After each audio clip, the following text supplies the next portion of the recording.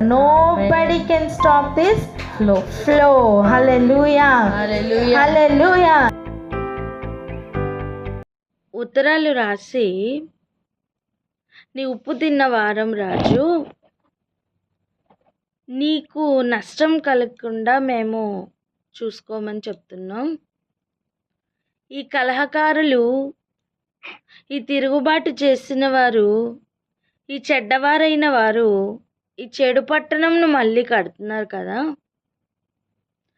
నువ్వు దస్తావేజుల్లో వెతికిస్తే వీరి క్యారెక్టర్స్ అన్నీ నీకు అర్థమవుతాయి అని వీరు ప్రేరేపించిన ఆ అనుభవం ఉంది చూసారా. ఆ పని వారిని కొంతకాలం మట్టుకే పనిచేసింది.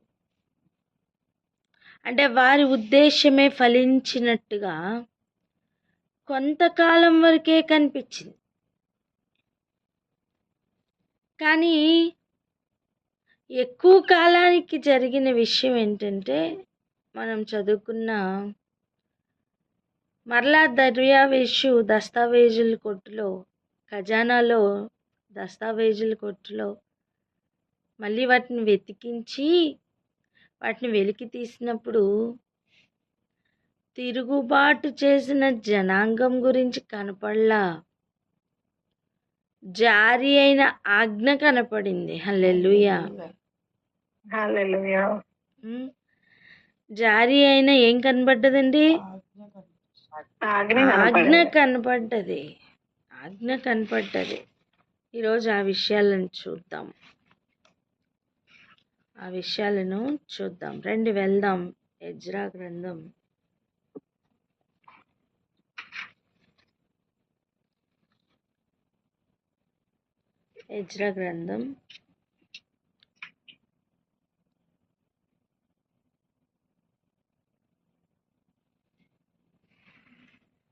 హల్లెలూయా 6వ అధ్యాయం మొదటి వచనం. ఎజ్రా గ్రంథం 6వ అధ్యాయం మొదటి వచనం. అప్పుడు రాజైన దర్యావేషు ఆజ్ఞ ఇచ్చినందున బబులోనులో ఖజానాలోని దస్తావేజు కొట్టులో వెతకగా,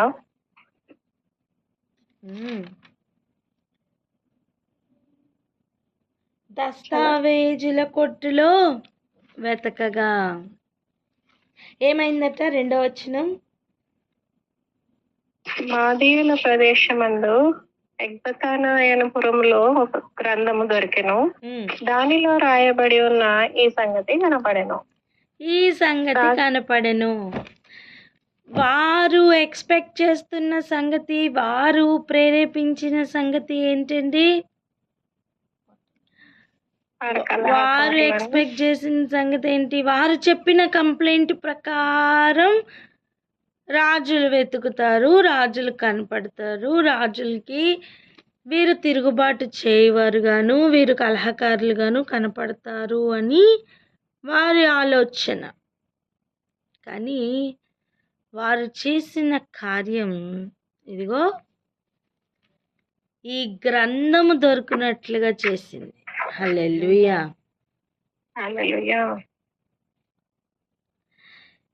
ఈ గ్రంథం ఎప్పుడైతే దొరికిందో, ఈ గ్రంథంలో ఉన్న విషయాలు ఎప్పుడైతే ఈ రాజు లేదా దర్యావేషు రాజు చదివించాడో, తెలుసుకున్నాడో, రాజైన కోరేషు ఇచ్చిన ఆజ్ఞ ఎంతటి ఆజ్ఞయా అని ఎప్పుడైతే గ్రహింపులోనికి వచ్చిందో, వెంటనే అప్పటి వరకు ఉన్న పరిస్థితులన్నీ తారుమారైపోయాయి. హల్లెలూయా. అర్థమవుతుందా? అప్పటి వరకు ఉన్న పరిస్థితులు తారుమారైపోయాయండి. అప్పటి వరకు కంప్లైంట్లు చెప్తున్న వాళ్ళ పరిస్థితులు తారుమారైపోయాయి. అప్పటి వరకు కలహకారులుగా కనపడిన వారి పరిస్థితి తారుమారైపోయింది. కట్టువారికి ఉన్న ఇబ్బందులన్నీ నేను అంటాను తొలగిపోయినాయని. హల్లెలూయా. కానీ ఆలోచించండి, ఇదంతా ఎప్పుడు జరిగింది? ఇదంతా ఎలా జరిగింది? కన్సిస్టెంట్గా నిలబడ్డారు గనుక. హల్లెలూయా. ఆ? కోరేషు కాలం నుండి దర్యావేషు కాలం వరకు ఇబ్బంది పెడుతూనే ఉన్నారు. వారి ఆలోచనను భంగపరుస్తూనే ఉన్నారు. వారి ఉద్దేశంలన్నీ చెదరగొడుతూనే ఉన్నారు కదా. నేనేమంటున్నా అంటే ఆ మొదటి స్థితిలోనే కనుక, మొదటి ఇబ్బందిలోనే కనుక వీరు కట్టుట మానివేసి మేము చాలా ఇబ్బందులు ఫేస్ చేస్తున్నాం అని ఆపేస్తారనుకోండి, ఈ అనుభవం ఉండేదా? ఉండదు. సో దేవుడు ఒక పని అప్పగించి దేవుడు తన మార్గంలో పంపిస్తున్నారా, ఎన్ని ఆటంకాలు వచ్చినా, ఎన్ని ఇబ్బందులు వచ్చినా ఆ పని కొరకు నిలబడుట మంచిది. తగిన సమయంలో దేవుడు పరిస్థితులను మారుస్తారు. హల్లెలూయా. నిన్నటి దినాన్ని మనం ఏం చూసుకున్నాం? ఆ ఇబ్బందికరమైన పరిస్థితుల్లో దేవుడు తోడుగా ఉంటారని చూసాం.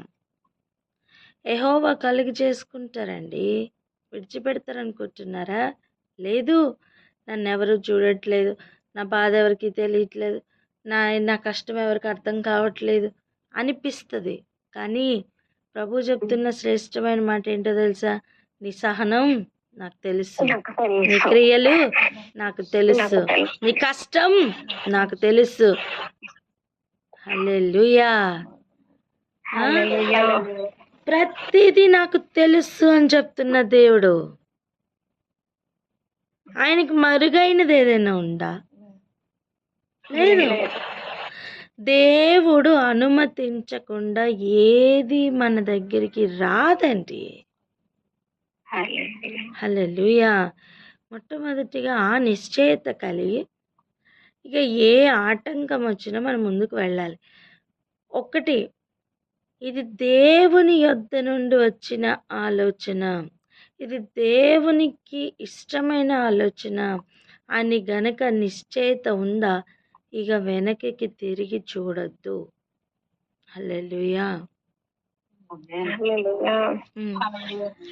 ఇది మనుష్యుల వలన కలిగిన ఆలోచన, ఇది మన స్వకీయ దురాశల కొరకు, స్వకీయ విగ్రహారాధన కొరకు, ధనాపేక్షతో కూడిన విగ్రహారాధన ఉందే అటువంటి వాటి కొరక.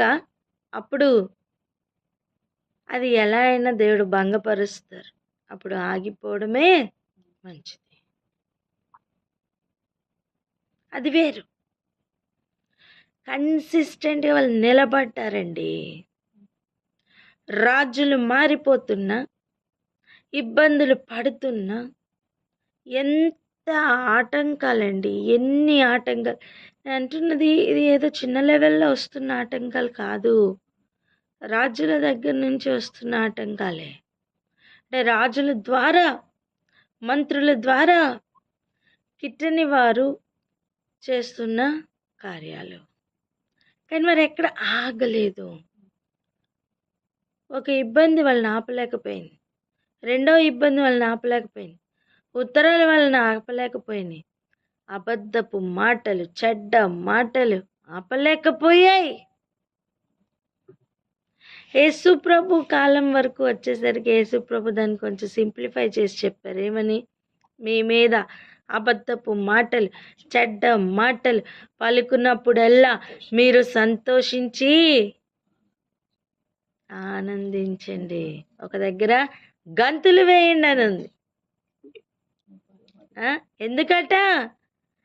మీ ఫలం పరలోకమందు అధికమవుతుంది గనుక.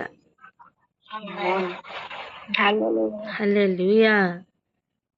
ప్రభు ఇంకా సింప్లిఫై చేసి ఇంకా గ్రహింపులోనికి తీసుకుని వచ్చిన విషయాలు అవి, ఇంకా ధైర్యమును పెంచుతున్న విషయాలు అవి. యేసు ప్రభు భూమి మీద దేవుని రాజ్యం కడుతున్నప్పుడు ఒక్కొక్కరిని దేవునికి ఆలయంగా చేస్తున్న సమయం. యేసు ప్రభువుకు కమాన్ కట్టండి అని చెప్పి ఎవరైనా ఓపెన్ గేట్ ఇచ్చారా? ఇవ్వలేదు. ఇవ్వలేదు. ఆయన క్లియర్గా చెప్పిన విషయం ఏంటండి? నక్కలకి బొరియలు ఉన్నాయి, ఆకాశ పక్షులకి గూళ్ళు ఉన్నాయి, మనుష్య కుమారుడు తలవాల్చుకుంటకు చోట్లేదు. ఎక్కడ తలవాల్చుకోవాలి? ఆయన హృదయంలో. హృదయంలో. ఆయనకి హృదయాన్ని ఎవరు ఇవ్వలేదని అర్థం. ఆ హృదయాల నిండా ఏం కూడుకుని ఉన్నాయి? ఆకాశ పక్షులు గూళ్ళు కట్టుకుని ఉన్నాయి. ఆ హృదయం నిండా ఏమున్నాయి? నక్కలకి బొరియలు ఉన్నట్టుగా ఎన్నో తవ్వుకుంటున్న విషయాలతో నిండిపోయిన హృదయాలు ఉన్నాయి తప్ప మనుష్య కుమారుడికి చోటు ఇచ్చే హృదయాలుగా లేవవి. అదే కదా అన్నాడు ప్రభు చెప్పింది. ఇప్పుడు ఆలోచించండి, ఏ శత్రువులైతే దస్తావేజులు చూడమని ప్రేరేపించారో అదే దస్తావేజుల పరిస్థితుల్ని మార్చబోతున్నాయి.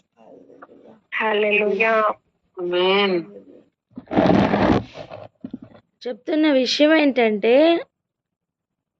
ఏ చెడ్డ మాటలైతే పలికారో, ఏ అబద్ధములైతే పలుకుతున్నారో అవే చెడ్డ మాటల కాన్వర్జేషన్స్, అవే అబద్ధముల కాన్వర్జేషన్స్, అవే అంటే మూలముగా నిలబడినవి అవే ఇక ముందుకు పరిస్థితులను మార్చువాటిగా నిలబడబోతున్నాయి. హల్లెలూయా. కట్టువారైతే ఈరోజు ధైర్యపడండి. నిలబెట్టువారైతే ఈరోజు ధైర్యం తెచ్చుకొని పని జరిగనివ్వండి. హల్లెలూయా. ఇక్కడ ఆగి ప్రార్థన చేద్దాం. ఎవరన్నా ప్రార్థన అందుకోండి. మహోన్నతుడ పరిశుద్ధుడ ప్రభా, స్తుతి స్తుతి స్తోత్రం స్తోత్రం స్తోత్రం లయ. ఆయన మీకే వందనాలు ప్రభా. ఆయన నా తండ్రి ప్రభా, ఇబ్బందులన్నీ మా మేలుకే అని చెప్పిన దైవం మీకు స్తోత్రం లయ. ఆయన మనుషులు ఎప్పుడైతే మమ్మల్ని ద్వేషిస్తారో మీరు అంత ఎక్కువగా మీరు ఆశీర్వదించే దేవుడై ఉన్నారు, అంత సమీపంగా ఉన్న దేవుడై ఉన్నారు కనుక మీకు వందనాలు స్తోత్రములు లయ. ఆయన నా తండ్రి ప్రభా, నా తండ్రి మీకు స్తోత్రములు తండ్రి, స్తోత్రములు రాజా.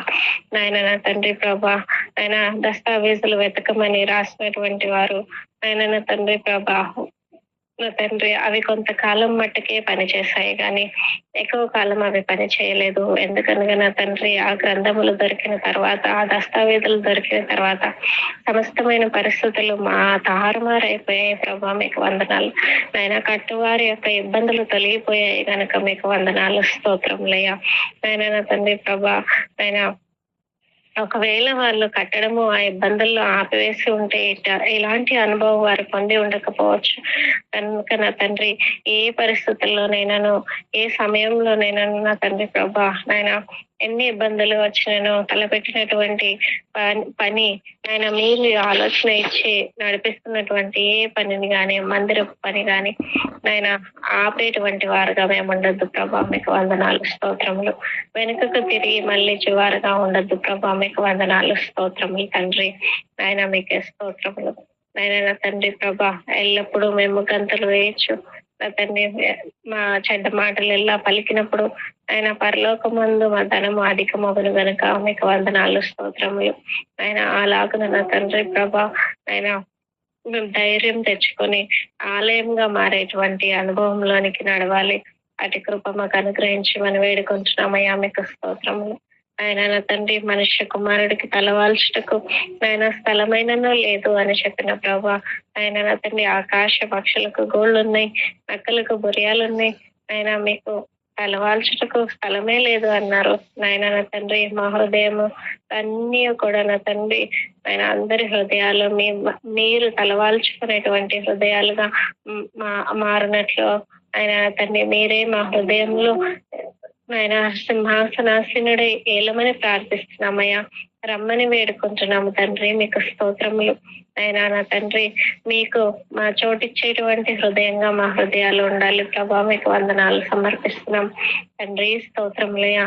అయినా నా తండ్రి, దస్తావేజులను వెతికించమని చెప్పినప్పుడు ఆ దస్తావేజులు దొరికిన తర్వాత ఆ దస్తావేజులే పరిస్థితులను మార్చినాయని ఆయన నా తండ్రి, ఇక ముందుకు నా తండ్రి ప్రతి పరిస్థితులను కూడా మార్చేటువంటిదిగా ఉంటది. నాయన నా తండ్రి, నాయన మందిరము కట్టువారైతే, మందిరములు నిలబెట్టువారైతే నాయన నా తండ్రి ప్రతి పరిస్థితిని మీరు ముందుకు మార్చబోతున్నారు కనుక ధైర్యము తెచ్చుకొని నా తండ్రి ప్రభా, ఆయన మీరు ఇచ్చిన పని కొనసాగించేటువంటి వారుగా మేము ఉంటున్నట్లు మమ్మల్ని అందరినీ ఆశీర్వదించి ఆయన నా తండ్రి, మీరు ధైర్యము తెచ్చుకునేటువంటి విషయాలు మాకు దయచేసినందుకు వందనాలు చెల్లిస్తూ మహిమకంత ప్రభావాలు మీకు మాత్రమే ఆరోపిస్తూ ఏసే అతి పరిశుద్ధమైన నామంలో మీకు వినయంతో ప్రార్థించి పొంది ఉన్నాము తండ్రి. ఆమేన్. ఆమేన్. ఆమేన్. ఇప్పుడు చూడండి,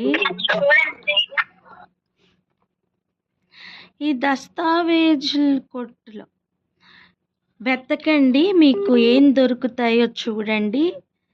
మీకు ఇక పన్ను కానీ శిస్తు కానీ ఏది రాకుండా వీళ్ళు కడుతున్న ఈ కట్టడం వలన, వీళ్ళు నిలబెడుతున్న ఈ ప్రాకారంల వలన మీకు వాళ్ళ మీద హక్కు లేకుండా అయిపోతుంది అని ఈ ఉప్పు తిన్నవారు చెప్తున్న మాట. ఏమి లేకుండా అయిపోతుంది? హక్కు లేకుండా అయిపోతుంది. ఆ మాట చదువుదాం చూడండి. 16వ వచనం చదవండి. 4:16. ఎజ్రా గ్రంథం 4వ అధ్యాయం 16వ వచనం. కావున రాజువైన తమకు మేము రూఢీపరచున్నదేమనగా, ఈ పట్టణము కట్టబడి దాని ప్రాకారములు నిలవబెట్టిన ఎడల నది యువతల తమకు హక్కు ఎంత మాత్రము ఉండదు. నది అవతల జరుగుతున్న పని మీద నది యువతల ఉన్న నీకు హక్కు ఉండదు రాజా అని ఈ ఉప్పు తిన్నవారు చెప్తున్నారు. రాజును ఏ పాయింట్లో టచ్ చేసి ఏ పాయింట్లో అలర్ట్ చేస్తున్నారో చూస్తున్నారా? రాజుకు ఘనత నిజంగా ఏమన్నా తగ్గుతుందా అండి? చెప్పండి. తగ్గదు, ఏది తగ్గదు.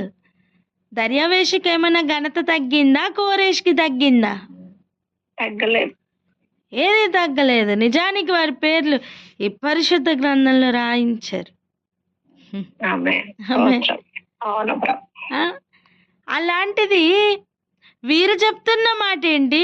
నీకు హక్కు ఉండదు, నీకు వారి మీద హక్కు లేకుండా అయిపోతుంది. వాళ్ళు ఎదిగిపోతున్నారు, వాళ్ళు ప్రాకారాలు నిలబెట్టేస్తున్నారు, వాళ్ళు కట్టేస్తున్నారు, వాళ్ళు పాడైన దాన్ని బాగు చేసేస్తున్నారు. ఏంటంట?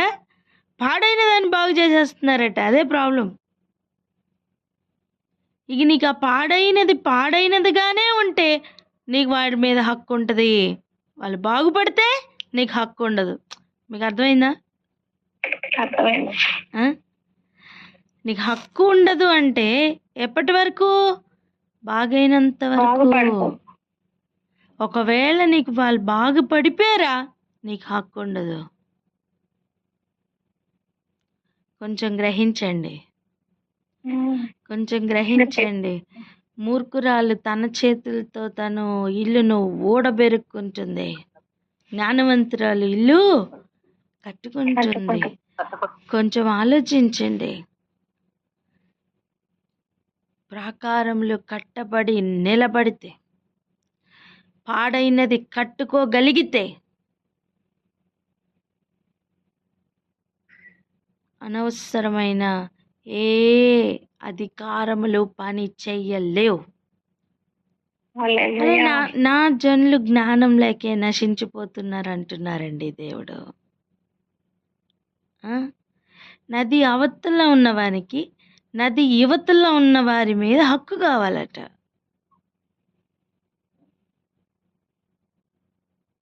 ఇంకా చూడండి, దాని కొరకు ఈ మాటలు ఇలా రాజుకి ఎక్కించినప్పుడు రాజు స్పందించిన విధానం కూడా చూద్దాం.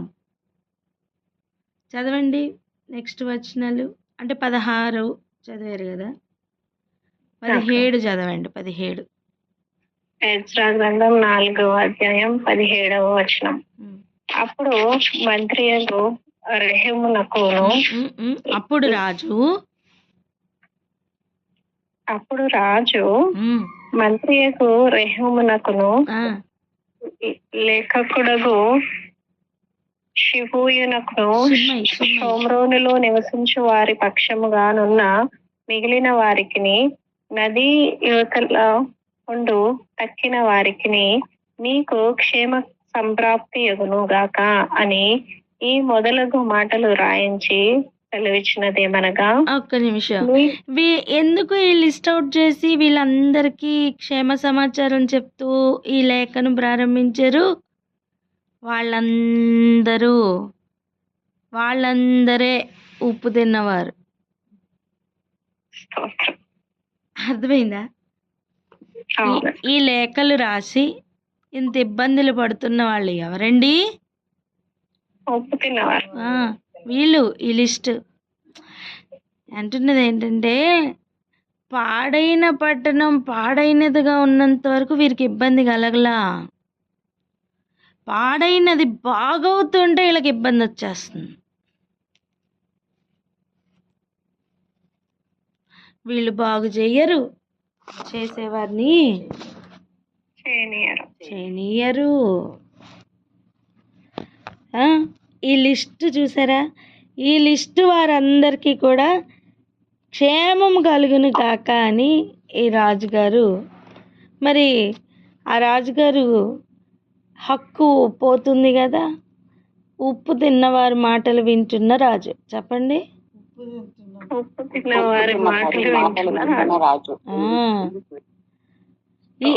అందుకే క్షేమ సమాచారంతో ఈ లేఖను ప్రారంభించాడు రాజు. కానీ ఇందులో లిస్ట్ వచ్చేసింది చూసారా? ఎవరెవరున్నారు? రెహూము, మంత్రి అగు రెహూము. మీకు గుర్తుందా? ఈ మంత్రికి ఉప్పు తిన్నవారు ఏమి ఇచ్చారు? లంచం ఇచ్చారు. అది లంచములు పుచ్చుకున్న మంత్రులు. ఏంటండి? లంచములు పుచ్చుకున్న మంత్రులు ఫస్ట్ లిస్ట్లో ఉన్నారు. రెండవ లిస్ట్లో ఎవరున్నారు? ఎవరు ఆ షెమ్మై ఎవరు? లేఖకుడగు షెమ్మై. లేఖకుడు అంటే లేఖలు రాసినవాడు. ఆ కాలంలో లేఖలు, ఈ కాలంలో ఏంటి? మెసేజ్లు, SMS లు ఏదైనా కావచ్చు కదా. సమాచారం పంపించడానికి వాడుతున్న ఏదైనా కావచ్చు. కానీ ఎస్పెషల్లీ చక్కగా మాటల్ని అందంగా ఏమని, నీకు హక్కు ఉండదు అని చెప్పి తేనె పూసిన కత్తి వలె జాగ్రత్తగా మాటల్ని అమర్చి అందంగా సమర్పిస్తున్నవారు. అర్థమైందా? చాలా అందంగా వారికి ఇంపుగా అనిపించేటట్టు మాటల్ని అమర్చి సమర్పిస్తున్నవారు. చెప్పండి, అమర్చి సమర్పిస్తున్నవారని.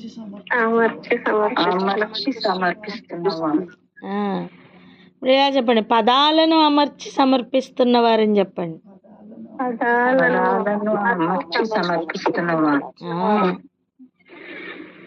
వీళ్ళు మొట్టమొదటి లిస్టులో ఎవరున్నారు?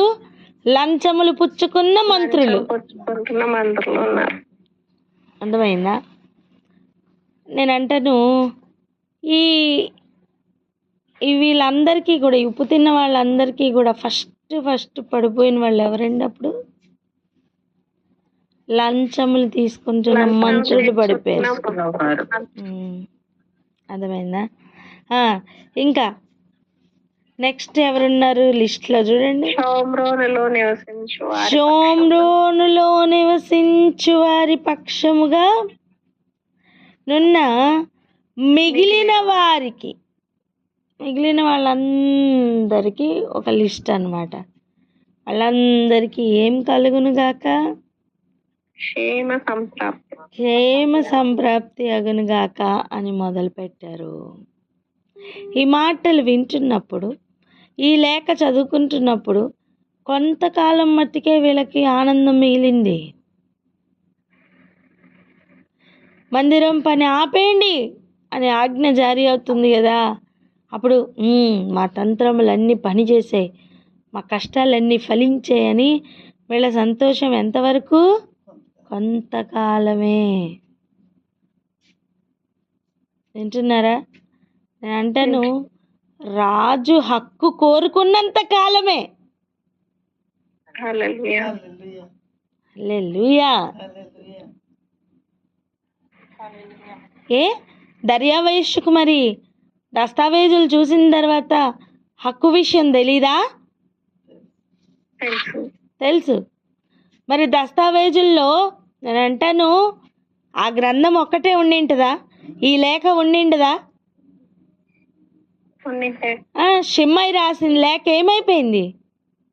ఈ రాజు తిరిగి రాసిన లేఖ ఏమైపోయింది? అందులోనే ఉంటుంది. అవన్నీ కనబడవు, గ్రంథములు కనబడు కాలం ఒకటి వస్తుంది. హల్లెలూయా. నేను అంటున్నది ఏంటంటే, ఈ లిస్ట్లో ఉన్నారే మంత్రులు, షిమ్మయ్య గారు, ఇంకెవరు, షోమ్రోన్లో ఉన్న మిగిలిన వారందరూ రాజు కళ్ళతో పని చేయకుండా వీళ్ళ కళ్ళతో పని చేయనట్లుగా వీళ్ళు కొంతకాలమే పని చేయగలరు. రాజులు దస్తావేజుల్లో గ్రంథములు విప్పినప్పుడు వారి కన్నులు ఆజ్ఞల ప్రకారం నడవబోతున్నాయి. హల్లెలూయా. వీళ్ళ మాటలను అనుసరించి వారికి కదలరండి, ఆ కనెక్షన్ కట్ అవ్వబోతుంది. హల్లెలూయా. ఇక్కడే ఆగుదాం ఈరోజు ప్రార్థనకు. ఇక్కడే ఆగి ప్రార్థన చేసుకుందాం. ఇదిగో ఇంతకాలం హక్కును చూపించి పెక్కు మాటలు మాట్లాడిన వారి యొక్క మాటలు కొంతకాలం మట్టుకు పనిచేసాయేమో కానీ ఆ అబద్ధములు ఇక పని చేయలేవు. వారి తంత్రములు శక్తిని కోల్పోతున్నాయి, వారి మాటలు బలహీనపడుతున్నాయి. హల్లెలూయా. వాళ్ళ మాటల ప్రభావం, వారి కంప్లైంట్ల ప్రభావం తగ్గిపోతుంది. మీరు ఇది చూసారా? కొన్ని మందులకి బాడీ రెస్పాండ్ అవ్వకుండా రెసిస్టెంట్ అయిపోతుంది. వింటున్నారా? రెస్పాండ్ అవ్వదు, సెన్సిటివిటీ కోల్పోతుంది. అలా రాజు కంప్లైంట్లకి రెసిస్టెంట్ అవ్వబోతున్నాడు.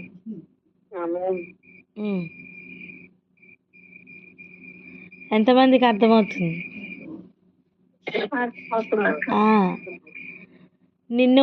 నీ పరిస్థితులను, అబద్ధపు మాటలు, చెడ్డ మాటలు అన్నీ కూడా నిన్ను ఇంతవరకు పని జరగనీయకుండా ఆపుతున్నాయే, అవన్నీ కూడా బలహీనపడుతున్నాయి. అవన్నీ కూడా ఎక్కడికి వెళ్ళినా రెసిస్టెంట్ అని చెప్పి ఒక ముద్ర పడబోతుంది. హల్లెలూయా. అంటే వాటికి అవి ఇంకా పని చేయవండి. హల్లెలూయా. నమ్ముతున్న వారు ఉంటే స్థాపిస్తూ ప్రార్థన చేసుకుందాం అక్క.